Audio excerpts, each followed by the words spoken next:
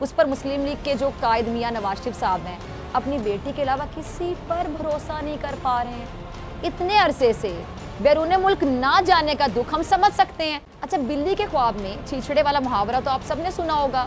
यहाँ कह लें कि वही मामला है। मियाँ साहब खुद को अब भी वजीर आजम ही समझते हैं। हमें लगता था कि शहबाज शरीफ साहब हैं, लेकिन अब एक वजीर आजम लंदन में भी बरामद हो गए हैं। उन्हें वाघा बॉर्डर ले जाया जाएगा, वहाँ पे सलूट करवाए जाएंगे, उन्हें जनाब वो शक्करपड़ियाँ की सैर कराएंगे। क्या बात कर रही है, वो मुजरिम है, वापस आएगा तो उसको जेल ही जाना है ना।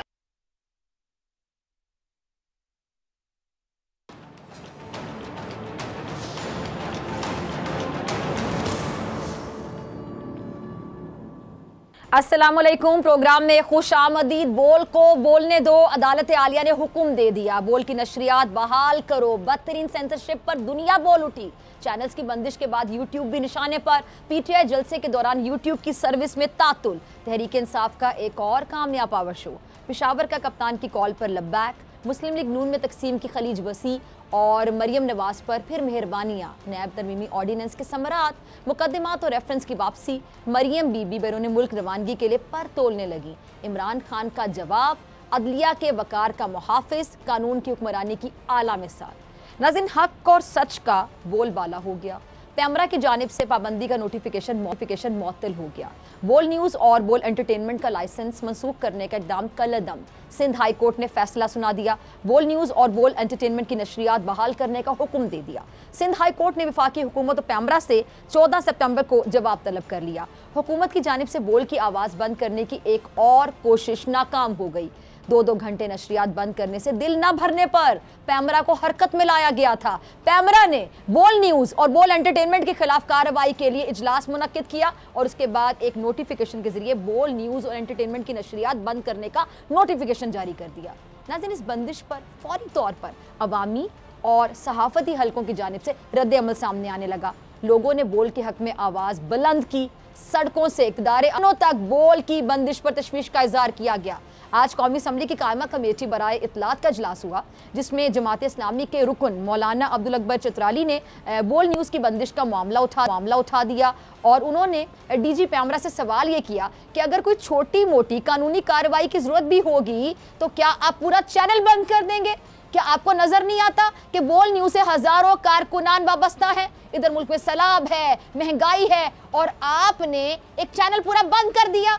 नाज़रीन, इजलास अभी जारी था कि सिंध हाई कोर्ट की जानिब से बोल की नशरियात की बहाली का हुक्म हो गया, जो बोल के हक बजानिब होने और पैनिब से खुली ज्यादती का मजहर है।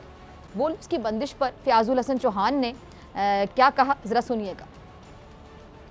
जी, सुना आपने कि बोल को क्यों बोलने नहीं दिया जा रहा, क्यों सच्चाई का रास्ता रोका जा रहा है, क्यों बोल न्यूज़ को निशाना बनाया जा रहा है। बोल न्यूज़ को सिर्फ पैमरा के जरिए ही निशाना नहीं बनाया जा रहा, बल्कि हर प्लेटफॉर्म पर बोल हुकूमत और इसके इदारों के निशाने पर है। सोशल मीडिया पर बोल न्यूज़ की जो रिकॉर्ड व्यूवरशिप है उसने हुक्मरानों की बाकायदा नींदें हराम कर रखी हैं। और ये वजह है कि गुज़िश्ता रोज़ तहरीक इंसाफ के जलसे के दौरान यूट्यूब की नशरियात पाकिस्तान में तातुल का शिकार रहीं। पेशावर जलसे के दौरान इमरान खान की तकरीर ना ही किसी टीवी चैनल ने नशर की, बल्कि तकरीर शुरू होते ही पाकिस्तान भर में सारिफिन की यूट्यूब तक रसाई ख़त्म हो गई। जैसे इमरान खान की तकरीर ख़त्म होती है तो यूट्यूब तक रसाई भी बहाल हो जाती है। समझ आइए आपको नाजरीन। कई सारिफिन ने यह शिकायत भी की कि वो ट्विटर पर भी तहरीक इंसाफ के जो ऑफिशियल प्लेटफॉर्म्स हैं वहाँ तक रसाई हासिल नहीं कर पा रहे थे। अच्छा, फवाद चौधरी ने दावा किया कि जी पाकिस्तान में यूट्यूब को पाकिस्तान टेलीकम्युनिकेशन अथॉरिटी ने बंद किया है। अपने ट्वीट में फवाद चौधरी साहब क्या कहते हैं, लिखते हैं कि जी तमाम जो चैनल्स हैं वहाँ पे इमरान खान की तकरीर नशर करने पर पाबंदी आयद है, जबकि पीटीए ने यूट्यूब बंद कर दी है। सोशल मीडिया पे सारिफिन की जानिब से हुकूमत के इस इकदाम की शदीद अल्फाज में मजम्मत की गई है, जबकि दुनिया भर में इस इकदाम से मुल्क की जगहसाई हो रही है। इंटरनेशनल ह्यूमन राइट्स फाउंडेशन ने हुकूमत के इस इकदाम की वाज़ेह अल्फाज में मजम्मत की और इन इकदामात को डिक्टेटरशिप से ताबीर की है। तमाम तर सेंसरशिप और हुकूमती इकदाम के बावजूद साफ ने कल पेशावर में एक कामयाब पावर शो किया और जलसे में अवाम की बड़ी तादाद ने शिरकत भी की और इमरान खान ने अपने खिताब में हुकूमत को खूब आड़े हाथों लिया और आज कप्तान ने चिश्तिया में अवाम का लहू गरमाया। आज खिताब में क्या कहना था खान साहब का, सुनिएगा। तहरीक इंसाफ के जितने भी जलसे हैं, आपको पता है रिकॉर्ड 7 जलसों का एक ना ख़त्म होने वाला सिलसिला चल रहा है। हुकूमत की जानिब से सेंसरशिप इन जलसों को मज़ीद बड़ा बनाने में मुनावन साबित होगी। और लोगों को जब टीवी और यूट्यूब पे इमरान खान को सुनने का मौका नहीं दिया जाएगा, फिर क्या होगा? तो लोग क्या करेंगे? जलसा गाहों का रुख करेंगे और तहरीक इंसाफ क्या होगी, पहले से भी ज़्यादा मजबूत हो जाएगी। इमरान खान पहले से ज़्यादा मकबूल हो जाएंगे, पहले से ज़्यादा क्राउड इकट्ठा करने में कामयाब हो जाएंगे जलसों में ये।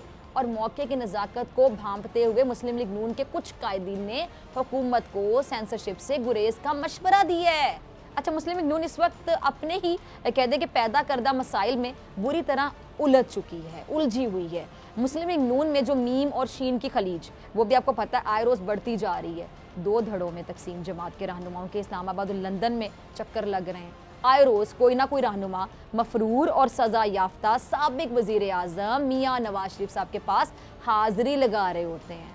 अच्छा, अब ये क्या हुआ जी, सुनिएगा ज़रा, ये गुज़िश्ता रोज़ क्या हुआ। हिना परवेज़ भट्ट साहिबा अपने वालिद के हमरा नवाज शरीफ साहब से मिली और इस मौके पर उनके समधी और इश्तिहारी साबिक वज़ीर ख़जाना इसहाक डार साहब भी थे। इस मुलाकात के बारे में हिना परवेज़ भट्ट साहिबा ट्वीट क्या लिखती हैं, क्या कहती हैं कि जी वो पार्टी के जो ट्वीट वो कि उन्होंने किया ना, वो पार्टी के जो अंदरूनी आप कह लें कि खल्फशार है ना, उसकी भरपूर तर्जुमानी भी करता दिखाई दे रहा है। नवाज शरीफ साहब के साथ तस्वीर शेयर करते हुए इन्होंने नवाज शरीफ को मेरा कायद और मेरा वज़ीर आज़म करार दिया। अच्छा, बिल्ली के ख्वाब में छीछड़े वाला मुहावरा तो आप सब ने सुना होगा। यहाँ कह लें कि वही मामला है। मियाँ साहब खुद को अब भी वज़ीर आज़म ही समझते हैं, बल्कि ताहयात वज़ीर आज़म रहना चाहते हैं। अब यही हाल उनके हवारियों का भी है। हमें लगता था कि मुल्क के वज़ीर आज़म, जिन्हें पीटीआई वाले क्या कहते हैं, इस्लामाबाद का वज़ीर आज़म तक कहते हैं, इस्लामाबाद का वज़ीर आज़म पीटीआई वालों ने उनको करार दिया था। मुल्क के जो वज़ीर आज़म है, हमें लगता था कि शहबाज शरीफ साहब हैं, लेकिन अब एक वज़ीर आज़म लंदन में भी बरामद हो गए हैं। अच्छा, दूसरी तस्वीर जिसमें इसहाक डार साहब मौजूद हैं, उसमें मौसूफ़ा क्या कहती हैं, आप देख भी रहे हैं साथ स्क्रीन पे तस्वीर। अच्छा, तस्वीर में क्या कहती है मौसूफ़ा कि जी मुस्तकबिल के वज़ीर आज़म और मुस्तकबिल के वज़ीर ख़जाना। अब ये जो ट्वीट है, दिल पे हाथ रखिए और बताइए क्या मुस्लिम लीग नून की सारी कहानी बयान नहीं कर रहा कि किस तरह से जो पार्टी वो 2 ब्लॉक्स में ऐसे तकसीम है। अब ये हाल जो तजर्बाकार की आदत है उसका है, जो अपनी पार्टी को मुत्तहिद कर ना सकें, एक पेज पे ला ना सकें, वो 22 करोड़ अवाम की नुमाइंदगी का दावा करते कैसे कर सकते हैं? एक तरफ वज़ीर ख़जाना को अपनी मुखालिफत का सामना है और दूसरी तरफ नाअहली इस दर्जा बढ़ चुकी है कि मुल्क के मसाइल हल करने के बजाय अपनी बेबसी का रोना रोते नहीं थकते हैं। ये तो ज़रा सुनिएगा मिफ्ता साहब को।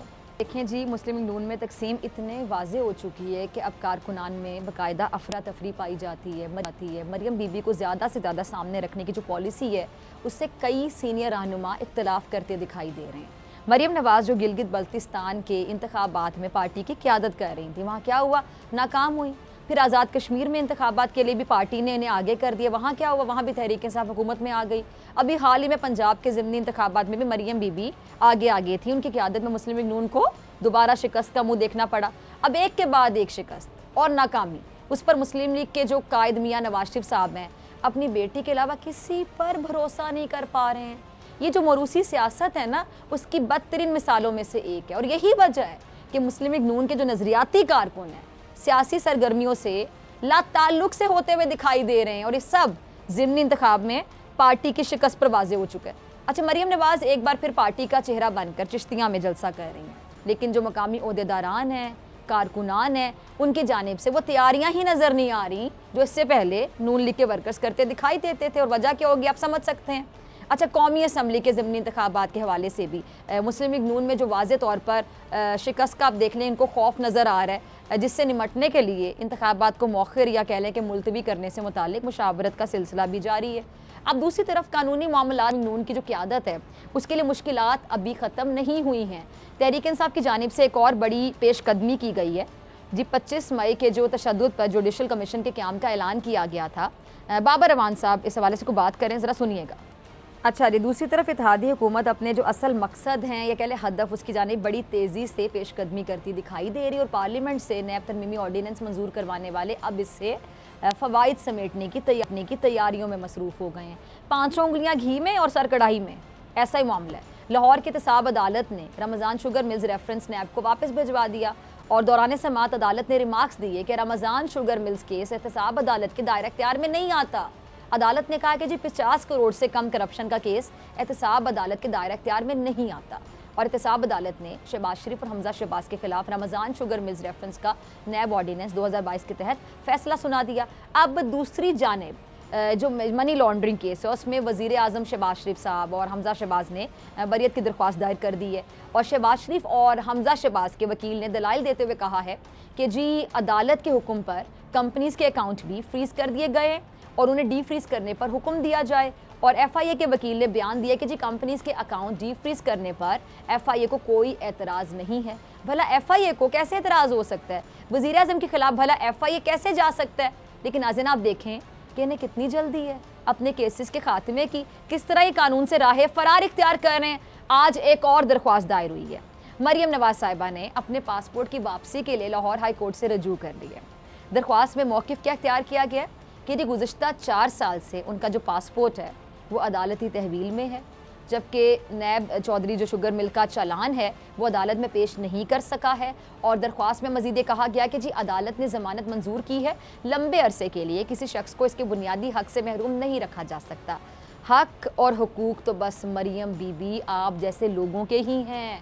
मुझे वाकई हमदर्दी हो रही है आज आपसे। इतने अरसे से बैरून मुल्क ना जाने का दुख हम समझ सकते हैं।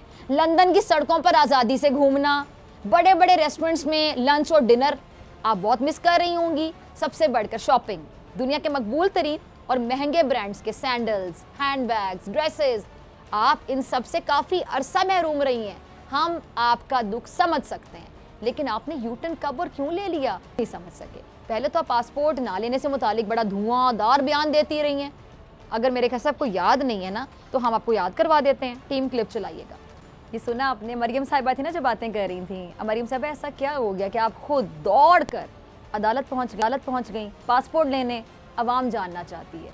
अब एक तरफ ये जो आले शरीफ है अपने ऊपर से मुकदमात ख़त्म करवा कर अदालत से राह फरार इख्तियार कर रहे हैं, और दूसरी तरफ तहरीक इंसाफ की क़यादत अदालतों का सामना करके अपने आप को सुरखरू कर रही है। इमरान खान ने जज के खिलाफ नाजेबा अल्फाज के इस्तेमाल से मुतालिक जो अपना जवाब है वो इस्लामाबाद हाई कोर्ट में जमा करा दिया है। अच्छा नाज़रीन, ये जवाब बहुत अहम है। इससे पता ही चलता है कि मुहज़्ज़ब माशरों में अदालतों का एहतराम आखिर होता कैसे है।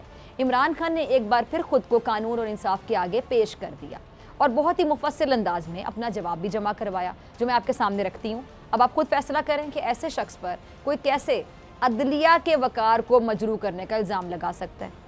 इस्लामाबाद हाई कोर्ट में जमा करवाए गए जवाब में कहना था कि गैर इरादी तौर पर निकले अल्फाज पर अफसोस है।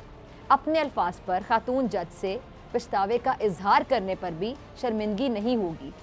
नीयत हरगिज़ ऐसी नहीं थी कि अदलिया की तौहीन करें या फिर खातून जज के जज्बात मजरू करें। अगर उनके जज्बात या एहसासात मजरू हुए हैं तो मुझे अपने अल्फाज पर बहुत अफसोस है।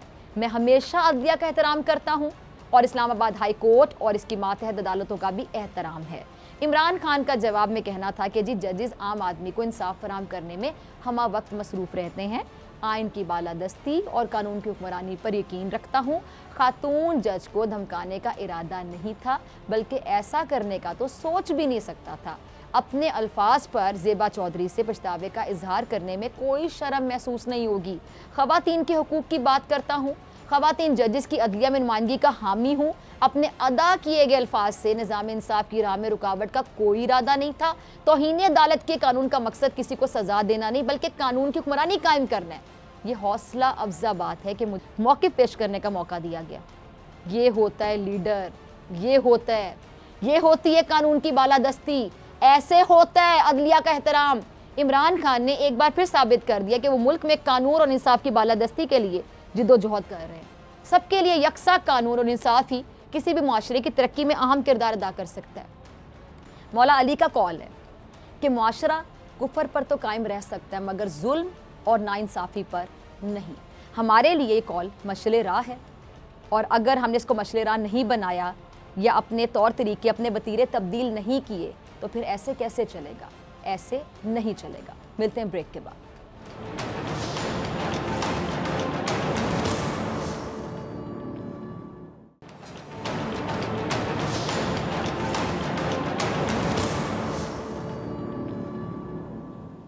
वेलकम बैक नाजरीन। मिफ्ता इस्माइल ने मुल्क में शदीद तरीन महंगाई को तस्लीम कर लिया। गरीब आवाम को रिलीफ कब मिलेगा? हुकूमत का आज़ादी सहाफ़त पर वार और मौजूदा जो मुल्की सियासी सूरत हाल, इस पर बात करने के लिए मेरे साथ मौजूद मेहमान मौजूद हैं। तहरीक इंसाफ के सीनियर रहनुमा फ़याज़ुल हसन चौहान साहब। चौहान साहब, बहुत शुक्रिया वक्त देने के लिए। चौहान साहब, हुकूमत की जो आज़ादी सहाफ़त पर वार हैं वो जारी हैं। पाकिस्तान की आवाम समेत ओवरसीज़ पाकिस्तानियों ने बोल की नशरियात बहाल करने का मुतालबा किया है। ये जो बोल की बंदिश है, इसको आज़ादी सहाफ़त का गला घोंटने के मुतरादिफ करार दिया जा रहा है। मगर ये जो नासमझ अरबाब इख्तियार हैं, इस हकीकत का इदराक करने से कासिर हैं कि ये सोशल मीडिया का दौर है ना चौहान साहब, जहां सच तो छुपता नहीं है। सहाफ़ियों की आवाज़ दबाने की कोशिश की जा रही है। हुकूमत ऐसे हथकंडों से बाज क्यों नहीं आ रही है? क्या बोल को सच बोलने की सजा दी जा रही है? बिस्मिल्लाहिर्रहमानिर्रहीम। देखें, वो बात यह है कि इम्पोर्टेड हुकूमत के बस में ना तो इस वक्त हुकूमत है, ना उनके पास परफॉर्मेंस है, ना मुल्की मसाइल और आवाम के मसाइल उनका कोई हल है। और पाकिस्तान की तारीख का सबसे, जिसे कहते हैं ना कि इन्फ्लेशन का रेट तकरीबन 40 to 45% इन्फ्लेशन है इस वक्त, और कोई चीज़ भी पाकिस्तान की स्टेट 5 महीनों में इन्होंने सत्यानाश पाकिस्तान का फेर दिया। लेकिन गुस्सा जो है ना, वो आपका जनाब कहते हैं ना, वो गुस्सा तो मारदा था लेकिन ना खोते थे ना वो, और दूसरा वो कहते हैं ना कि वो खोता मरा खाली है 100 वजीराबाद। एग्जैक्टली यही वाली मिसाल है कि जब आपसे कुछ हो नहीं पा रहा तो आप अपना गुस्सा वो कभी मीडिया पे निकालते हैं, कभी एंकर्स पे निकालते हैं, कभी तजिया पे निकालते हैं, कभी पीटीआई पे निकालते हैं, खान साहब पे निकालते हैं, कभी पर्चे काटते हैं, कभी कैमरा के जरिए से पाबंदियां लगाते हैं आप इलेक्ट्रॉनिक मीडिया पे, कभी सोशल मीडिया पे लगा देते हैं। कल यूट्यूब बंद कर दिया इमरान खान साहब की तकरीर के दरमियान। तो कहने का मकसद ये है, ये इस किस्म के टैक्टिक्स। अब बोल टीवी की जनाब बंदिश हो गई है, पहले ARY जनाब 26-28 दिन रहा, अब टीवी के ऊपर बंदिश होगी। उससे पहले एंकर्स की एक लंबी फहरिस्त है। तो मैं ये समझता हूँ कि मौजूदा इम्पोर्टेड हुकूमत और इसका जो वजीर आज़म है, उसका मैंने एक नया नाम डाला है, सुल्तान मजबूरुद्दीन। उसका बड़ा भाई है सुल्तान मफरूरुद्दीन, जो बाहिर मफरूर है। ये सुल्तान मजबूरुद्दीन है, बेचारा मजबूर है, इसके पास कुछ है ही नहीं है, इसको समझ नहीं आ रही क्या। तो जनाब, ये सुल्तान मजबूरुद्दीन ने पाकिस्तान की तारीख के चारों मार्शल लॉ और हर किस्म की सिविल और फौजी मार्शल लॉ के अंदर जितना जुल्म और जबर और सहाफत को और सियासत को और आजादी राय को जितना दबाया गया, उसका रिकॉर्ड कायम कर दिया है अपने दौर के अंदर। और बोल टीवी हम इसकी भरपूर मजम्मत करते हैं। मुतालबा है कि फौरी तौर पे बोल की नशरियात बहाल की जाए, बोल का जो है वो लाइसेंस बहाल किया जाए। ठीक है। अच्छा चौहान साहब, ये आपने खुद अब जिक्र किया था कि जी इमरान खान साहब के जलसे के दौरान ये जो पूरे मुल्क में यूट्यूब बंद कर दिया गया है, इसको आलमी इंसानी हकूक़ की तंजीम ने बदतरीन डिक्टेटरशिप करार दी है। तो क्या हुकूमत इमरान खान साहब से डरती है बहुत ज़्यादा, इस तरह की हरकतें इसलिए कर रही है, कन्फ्यूज़ है, बौखलाहट का शिकार है, क्या हो रहा है? क्या इस तरह करने से, अब सवाल ये कि इमरान खान साहब की आवाज़ को दबाने में क्या हुकूमत कामयाब हो जाएगी? लोगों में तो बहुत ज़्यादा शऊर है। न्यूटन का कानून भी यही कहता है और कुदरत का कानून भी यही कहता है कि किसी फर्द या गिरोह को जितना दबाओगे, किसी चीज को जितना दबाओगे, उतना वो उभर के सामने आती है। कल आपने देख लिया, एक दिन मार्जिन पे पेशावर का जलसा रखा, एक दिन के मार्जिन पे, और दुनिया थी बल्कि इंकलाब का। जनाब कितना दबाओगे? दबा इस तरह 11 गीदड़ है, वो एक शेर का शिकार करने निकले हैं। अब गीदड़ 1100 भी हो ना, शेर का शिकार नहीं कर सकते, ये भी कुदरत का कानून है। जनाब ये 11 गीदड़ लगे हुए हैं, उनको 3 स्टूडेंट्स जो है वो लीड कर रहे हैं, मौलवी फजल रहमान, आसिफ जरदारी, सुल्तान मफरूरुद्दीन, नवाज शरीफ साहब। तो उनकी कोशिश है कि अब सियासत में तो मुकाबला नहीं हो सकता पीटीआई और इमरान खान का। अब वो इस किस्म के ओछे डंडे, बैड टैक्टिक्स को यूज करके वो आवाज दबाने की कोशिश कर रहे हैं। वो जितनी ऐसी कोशिश करते हैं उतना ही जो है इमरान खान उभर के सामने आता है। ठीक है। अच्छा चौहान साहब, ये तौहीन अदालत केस में चेयरमैन तहरीक इंसाफ इमरान खान साहब ने जो नया तहरीरी जवाब इस्लामाबाद हाई कोर्ट में जमा करवाया है, जवाब में इमरान खान साहब ने जो एडिशनल सेशन जज ज़ेबा चौधरी से मुतालिक अल्फाज पर गहरे अफसोस का इजहार किया है। कहा है कि जी गैर इरादी तौर पर मुँह से निकले अल्फाज पर गहरा अफसोस है। अच्छा, जो लोग खान साहब के पीछे पड़े हुए हैं, क्या आप समझते हैं कि वो लोग जो कप्तान साहब को सियासत से आउट करने के हरबे इस्तेमाल कर रहे हैं वो कामयाब हो जाएंगे? देखिए, हजारों ख्वाहिशें ऐसी कि हर ख्वाहिश पे दम निकले, बहुत निकले, मगर फिर भी मेरे अरमान निकले। इन अकल के अंधों में आपके अडलों को, ये बिला वजह भुट्टो और ये बेगम सफदर अवान, ये अगर इस खुशफहमी के शिकार है कि इमरान खान साहब को जनाब ये किसी तख्ते पे चढ़ा के, नाअहली के तख्ते पे चढ़ा के ये कोई अपना रास्ता सीधा कर लेंगे, तो ये इनकी गलतफहमी है। और बाकी देखें, एक अच्छा इंसान का ये जेस्चर है कि अगर वो समझता है कि कोई चीज़ उससे ऐसी अदा हो गई है कि जो नहीं होनी चाहिए, अगर वो उसके ऊपर किस्म का जेस्चर देता है तो वो एप्रिशिएबल है। चौहान साहब, ये अभी अच्छा मनी लॉन्ड्रिंग केस में जो शहबाज शरीफ साहब और हमजा साहब ने जो बरीयत की दरख्वास्त दायर की है, अदालत ने FIA से 17 सितंबर को जवाब भी तलब कर लिया, तो आपको लगता है कि क्या शहबाज शरीफ साहब की दरख्वास्त जो है मंजूर हो जाएगी? और इमरान खान साहब ने जैसे कि हमेशा कहा है कि जी ये लोग इक़्तिदार में सिर्फ अपने केसेस खत्म करने के लिए आते हैं, तो क्या अब इमरान खान साहब की बात सच होने जा रही है? अभी ये जो आप बात कर रही हैं कि इमरान, ये जो नवाज शरीफ और जरदारी के ऊपर खान साहब ने गलत तो नहीं करा, इनके ऊपर केसेस हैं, अभी अपने केसेस बात करवा रहे हैं। अब बताएं कि जो 4 साल 5 साल FIA, नैब, एहतसाब ब्यूरो, नैब अदालतें, SCCP, FBI, पुलिस, इन्होंने जो इन्वेस्टिगेशंस की हैं, जो GITs बनी थी, उन GITs कौन से जनाब एजेंसियों के और अदालतों के लोग थे, उन्होंने जो कंक्लूजन निकाला था, वो जो 20, 22, 25 अरब रुपए की सिर्फ रमजान शुगर मिल की करप्शन का, सारे के सारे गवाह मार दिए, सारे के सारे अफसर मार दिए, सारे के सारे मुलाजिम मार दिए इन्होंने। कौन पूछेगा इनसे? अच्छा चौहान साहब, मुझे ब्रेक का कहा जा रहा है, ठीक है, हम यहीं से गुफ्तगू को शुरू करेंगे। चौहान साहब मेरे साथ मौजूद है, नाज़रीन से मुलाकात होगी ब्रेक के बाद।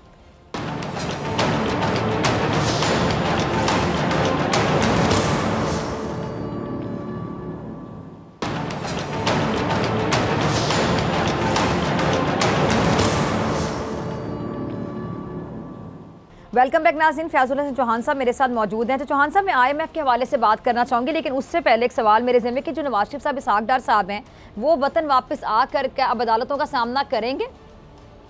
नहीं जनाब, उनको शालामार बाग में सैर करवाई जाएगी, उन्हें वाघा बॉर्डर ले जाया जाएगा, वहाँ पे सलूट करवाए जाएंगे, उन्हें जनाब वो शक्करपड़ियाँ की सैर कराएंगे, क्या ना, उन्हें कलर का हार लेके जाएंगे, वहाँ पे कश्ती की सवारी कराएंगे।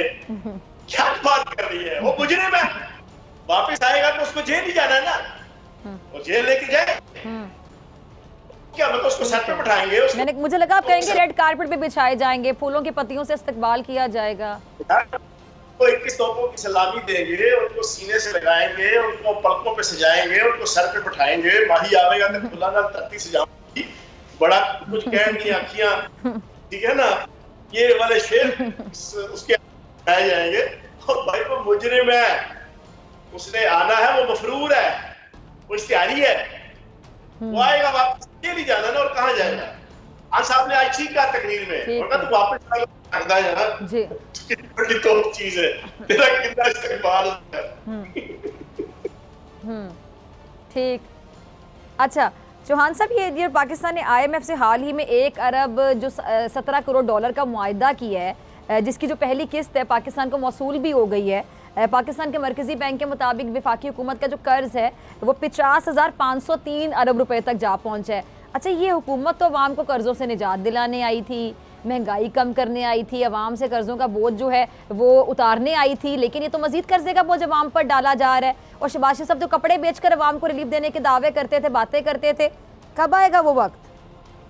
डॉक्टर साहिबा, पाकिस्तान के इन चोरों, लुटेरों, नौसतबाजों, निकम्मों, नखटुओं, नाअहलों, मनी लॉन्ड्रर, इनके कम अज कम 100 अरब डॉलर से जायद, 100 अरब डॉलर मैंने बहुत कम बताया है, से जायद मुल्कों के अंदर पड़े हैं। खान साहब ने बिल्कुल ठीक कहा, ये इतना मुल्क वतन बनता है, नूरुद्दीन शहबाज शरीफ इसको कहो कि फिर अपनी दौलत बैठ के वापस लेकर आए। जो कहता है ना सैलाब के हवाले से और बाकी बड़ी क्रिटिसिज्म इमरान खान साहब के ऊपर और पीटीआई के ऊपर, इन बेशर्मों को कहो कि अपने पैसे वापस ले आओ ना, तो पाकिस्तान के कर्जे भी माफ हो जाते हैं, पाकिस्तान के कर्जे भी उतर जाते हैं, पाकिस्तान के फाइनेंशियल मसाइल भी हल हो जाते हैं। ये लोगों को बेवकूफ बना रहे हैं, बुद्धू बना रहे हैं। तो समझते हैं कि पाकिस्तान की आवाम के माथों में बुद्धू लिखा हुआ है। तो ये आप 1 अरब 17 करोड़, 1 अरब 10 करोड़ डॉलर, और उसके पीछे पूरी रियासती अदारों और हुकूमत उसके पांव भी बांध दिए, उसके हाथ भी बांध दिए। ना वो चल सकते हैं, ना वो अपनी मर्जी से घर जा सकते हैं। ये हुक्मरान अब IMF की मर्जी के बगैर घर भी नहीं जा सकते, अपने बीवी बच्चों के पास भी नहीं जा सकते। इतनी सख्त पाबंदियां हैं। तो मैं ये समझता हूं कि इनको शर्म आनी चाहिए, लुंगी नहीं जानी चाहिए, इसके ऊपर लुड़ियां नहीं डालनी चाहिए।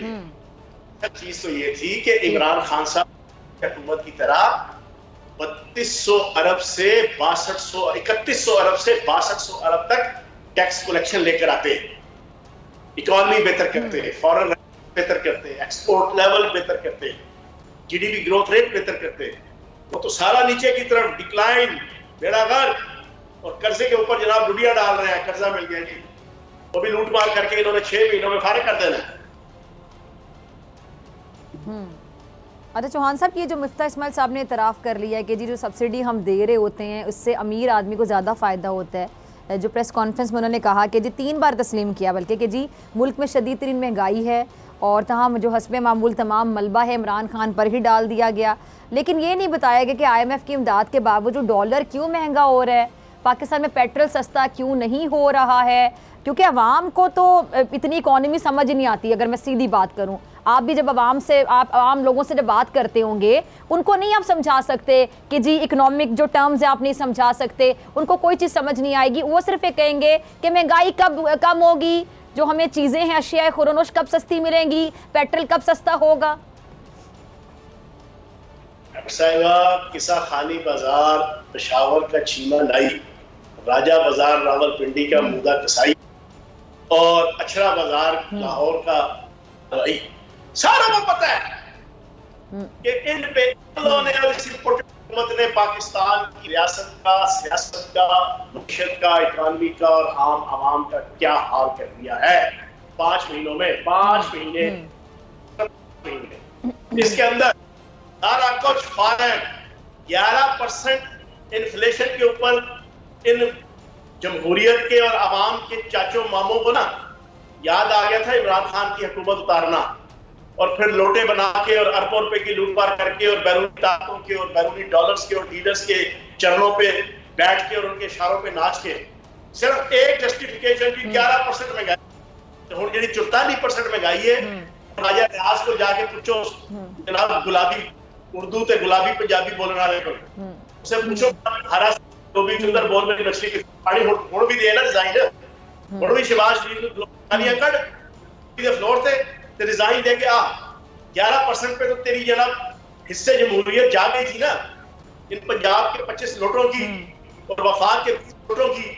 इनको कोई 44% के ऊपर जनाब क्यों सत पी के सोए हुए, पांग पी के सोए हुए, जनाब स्पून की लस्सी पी के सोए हुए, अब क्यों? ठीक।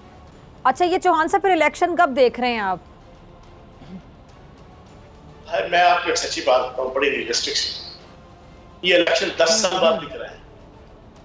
इनके पल्ले जो ना अच्छा रसवाई, कसाई और सियासी बेहयाई, इसके अलावा कुछ नहीं आना। इस रिपोर्टेड हुक्मरान और 11 गीदड़ है ना, 11 गीदड़, इनकी किस्मत में ये 1 महीने बाद कराएं, ये 4 महीने बाद कराएं, ये 2 साल बाद कराएं, ये जब भी कराएंगे इमरान खान जिन बन के नहीं, अब देव बन के इनके सरों पे जो है ना वो मुसल्लत होगा।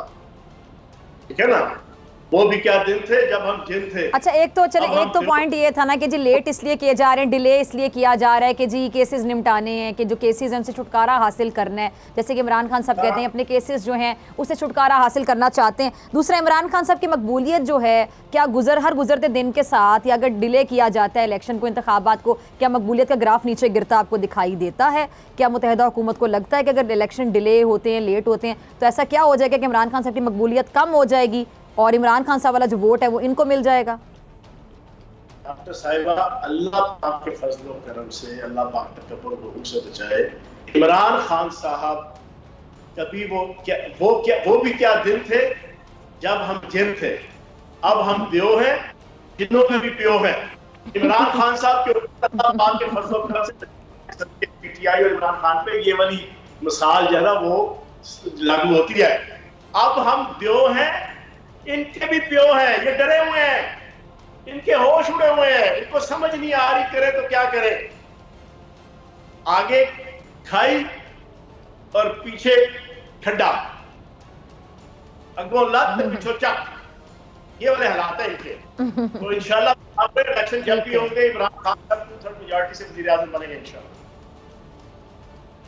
ठीक है जी चौहान साहब, बहुत शुक्रिया आपके वक्त के लिए। इसी के साथ मुझे दीजिए इजाजत, आपसे मुलाकात होगी इंशाल्लाह कल सेम चैनल। अगर जिंदगी ने वफा की, दुआओं में याद रखिएगा, अपना बहुत ख्याल रखिएगा। अल्लाह निगहबान।